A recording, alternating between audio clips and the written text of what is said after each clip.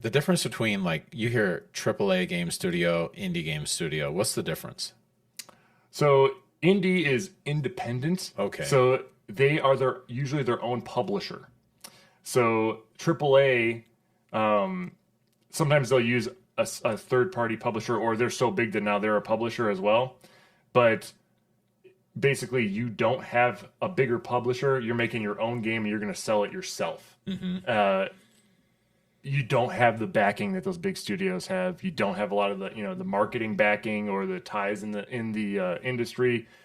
But even as an indie, there's like levels of indie now, which like some people might not consider indie anymore, which is where we're in a case where a lot of these AAA developers came from big studios, Blizzard, they leave the studio and they create their own indie game, or their indie studio, right? It's like, okay, they started an indie studio now, and they're independent because they don't have a publisher, but they're all AAA experienced guys that came from So it's basically a AAA. It's like a tiny AAA studio. Yeah. The only, I'll say the advantage you have of being a true indie versus that AAA indie is that, or they call it triple indie sometimes. It's like they came from AAA. The advantage you have of being really indie is that you get used to working on like micro budgets because you don't have the money that these AAA guys are used to. So you are getting really crafty on like freelancers you're hiring that are super cheap and like trying to get the best quality for the least amount of money. That's what solo developers and small indie studios are doing. The AAA guys, they get into a pickle sometimes where they come from a big studio.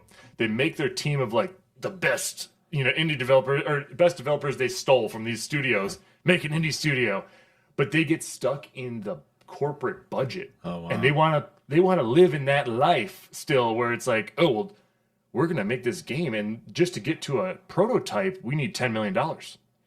It's like, right, but an indie studio might make that same prototype for 50 grand or something because they're going to put in the sweat equity. Yeah. You want the full-time job with your indie studio and live in the giant corporation budget. And it's like, so it's a lot of these AAA indies end up failing. They actually collapse because their runway is so short because they need so much money to get the same quality that they're used to from AAA that they end up falling apart and they run out of money. The whole thing implodes and they disappear.